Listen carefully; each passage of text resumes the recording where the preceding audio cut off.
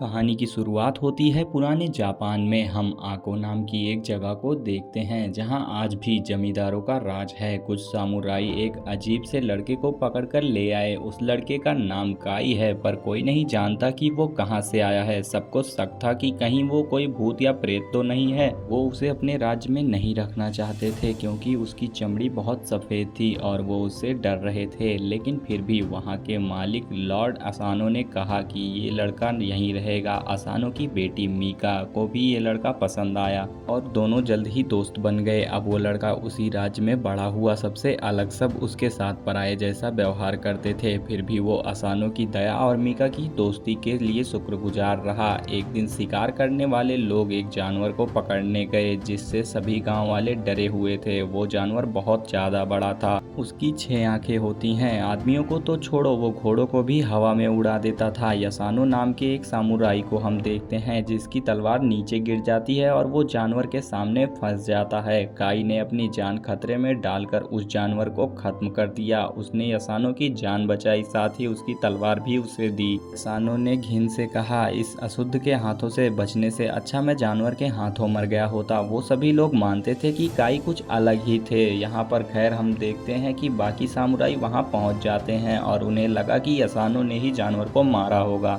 यसानो भी चुप रहा और सारा क्रेडिट खुद ले गया। वहाँ से जाने से पहले काई को एक अजीब सफ़ेद कलर की लोमड़ी दिखती है जिसकी दोनों आंखें अलग रंग की होती हैं। इसी दौरान दूसरे राज्य नगाटो से वही सफ़ेद लोमड़ी उनके मालिक लॉर्ड कीरा के पास आई। अचानक लोमड़ी एक खूबसूरत औरत में बदल गई। वो असल में कीरा की जासूस है। उसने कीरा को बताया कि लॉर्ड असानो को खत्म करने का उसका प्लान सफल नहीं हुआ। जब शिकार से लोग वापस आए तो मीका ने सबका स्वागत किया। उसने पूछा कि कोई चोट तो नहीं आई। तभी असानो ने मजाक में कहा, तुम किसकी फिक्र में लगी हो। यहीं हमें पता चला कि 6 आंखों वाले जानवर को खत्म करना इतना जरूरी क्यों था, क्योंकि आको में सोगन नाम का एक बड़ा टूर्नामेंट होने वाला था, जो कि एक बहुत बड़ी बात थी। सब कुछ बिल्कुल सही हो रहा था। असानो मीका के काम से बहुत खुश हुआ। उसने मीका को कहा कि तुम्हारी माँ आज अगर जिंदा होती तो बहुत गर्व होता उसे तुम पर। उसके बाद हम देखते हैं कि रात में मीका उस काई के पास गई और उसे चोटें भी लगी थी, तो मीका ने उसका ख्याल रखा।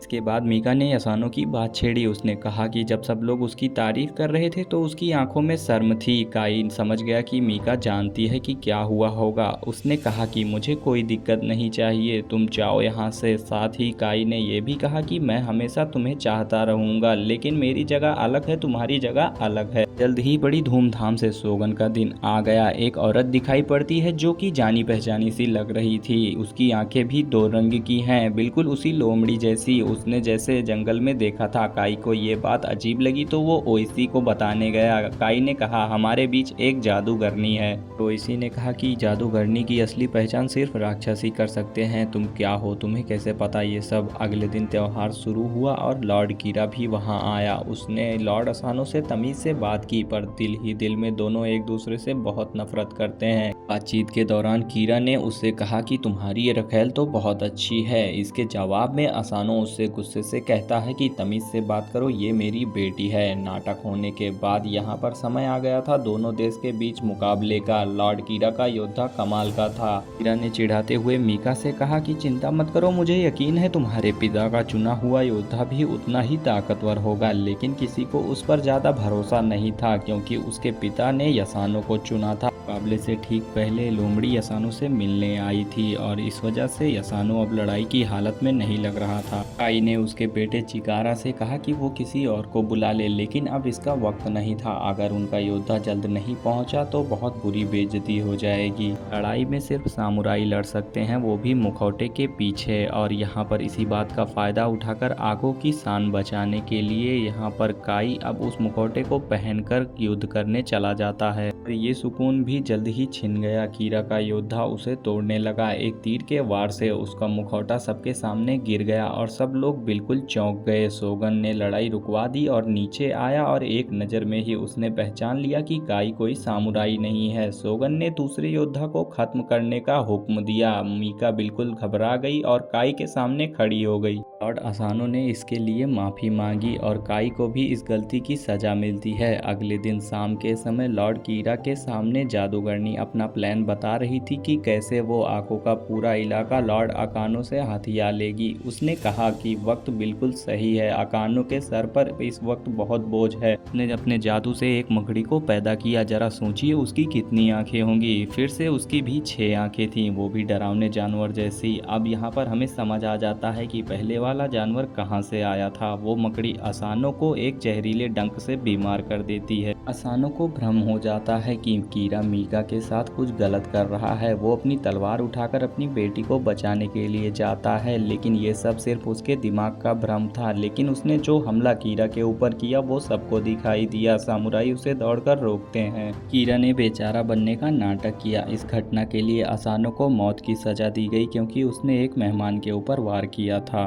पर अपनी इज्जत और रुतबे की वजह से उसे ये काम खुद करने का मौका मिलता है। बाद में असानो ओइसी से कहता है कि ये फांसी से कहीं बेहतर है। ओइसी ने कहा ये गलत है, आपकी कोई गलती नहीं, आपको वश में किया गया था। पर असानो अपने परिवार की इज्जत बचाने की सोच रहा था। मीका से मिलकर असानो ओइसी के साथ गया जहाँ सब मौजूद थे। अब यहाँ पर असानो का सबने अंत देखा। सामुराई अंदर ही अंदर खौल रहे थे। मीका ने असानो की इकलौती बेटी होने के नाते कहा कि वो इस पूरे इलाके को संभालेगी जब तक उसकी शादी नहीं हो जाती, पर वो नहीं जानती थी कि सब कुछ पहले से ही तय है। मीका को शोक मनाने के लिए 1 साल दिया गया, जिसके बाद उसकी शादी कीरा से कर दी जाएगी। ओइसी और असानो के बाकी फौजियों के लिए शोगन ने ऐलान किया कि अब वो सामुराई नहीं रहे, अब वो रोनिन है, मतलब सामुराई जिन्होंने अपना मालिक खो दिया। तो उसने सामुराई से बदला न लेने के लिए भी कहा। पावर में आते ही यहाँ पर कीरा ने रोनिन को अपनी जमीन से निकाल दिया। उसने कहा कि रोनिन अगर यहाँ पर दोबारा दिखे तो उन्हें जान से मार दिया जाएगा। अब यहाँ पर काई को भी बांध कर लाया गया और फिर हम देखते हैं कि यहाँ पर काल कोठरी में ओइसी को बंद कर दिया जाता है।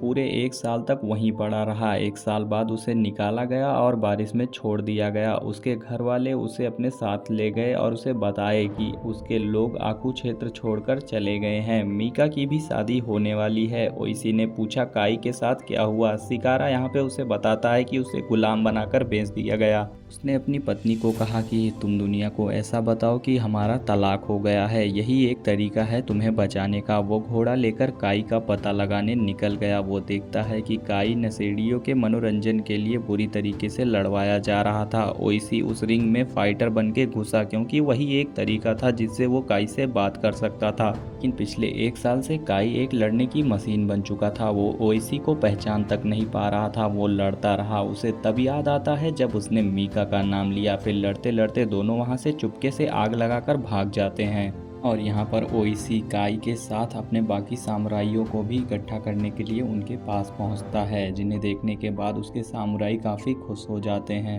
अब उन्हें हथियारों की भी ज़रूरत पड़ने वाली थी, इसीलिए काई ने ओइसी को बताया कि यहाँ पर टेंग्यू नाम का एक जगह है, उस जगह पर जादुई चीज़ें रहती हैं, पर वहाँ पे हमें तलवारें मिल जाएंगी।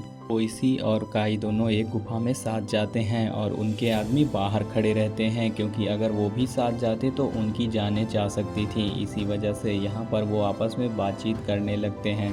काई ने पहले ही ओइसी को बताया था कि कुछ भी हो जाए लेकिन अपने हथियार को बाहर मत निकालना। तलवार के पास एक भूत खड़ा था। उसने कहा कि अगर तुमने ये तलवार मुझसे पहले पकड़ी तो ये तलवार तुम्हारी साथी, मैं तुम्हारे हर साथी को भी तलवार दे दूंगा।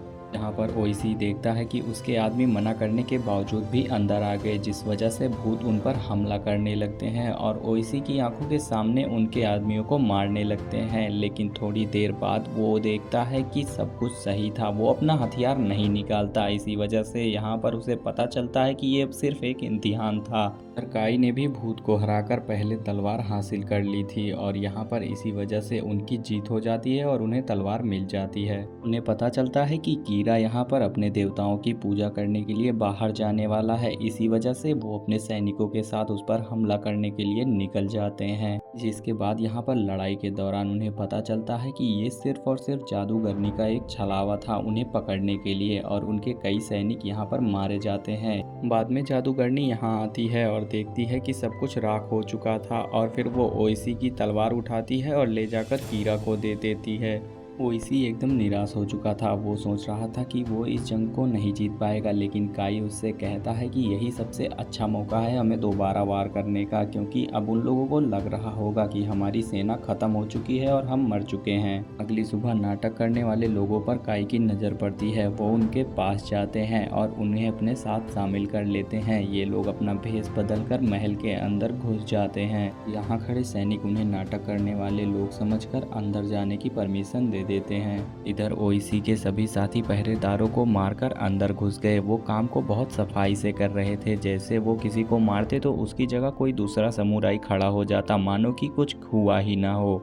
ओइसी भी भेष बदल कर नाटक कर रहा था। उधर गड़बड़ हो गई तो उनमें से एक ओइसी पर तीर चला देता है, जो कि उसके हाथों को छूकर चला गया, जिस वजह से उसका कीरा पर हमला नाकाम हो गया। लॉर्ड कीरा के आदमी उसे और मीका को तीरों से बचाते हुए वहां से लेकर चले गए। हर तरफ लड़ाई छिड़ गई। लॉर्ड कीरा ने अपने सबसे खतरनाक योद्धा को रोनिंग से मुकाबला करने भेज दिया। उन्होंने उससे बचने के लिए वहां पर जोरदार धमाका कर दिया, जिसमें उसका सैनिक मारा जाता है। इस तरह से वो उससे बच जाते हैं। मौका देखकर मीका भी वहां से भाग गई। पूरा किला जंग का मैदान बन चुका था। कुछ देर बाद मीका और काई एक दूसरे से मिले।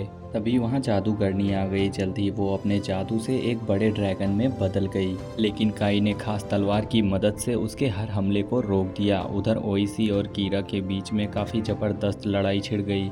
वहीं जादूगरनी से लड़ते हुए काई की तलवार छूट जाती है, पर जैसे ही वो ड्रैगन को मीका की तरफ बढ़ते हुए देखता है, वो तुरंत ही अपनी छुपी हुई शक्तियों का इस्तेमाल करके तलवार उठाकर ड्रैगन को जोरदार हमले से मार गिराता है। जादूगरनी अपने रूप में आके मर जाती है। उधर ओइसी ने कीरा को हराकर उसका सिर काट दिया। लॉर्ड कीरा के मरते ही उसके सैनिकों ने हथियार डाल दिए। फिर सभी 47 रोनिन राजकुमारी के साथ उसे आको लेकर वापस आ जाते हैं। आखिर में राजकुमारी ने भी काई से अपने प्यार का इजहार किया। दोनों एक हो गए। वीडियो पसंद आई तो लाइक कर देना और चैनल को भी सब्सक्राइब कर देना। ऐसी ही मज़ेदार कहानियों के लिए बने रहिए हमारे साथ। मिलते हैं नेक्स्ट वीडियो में।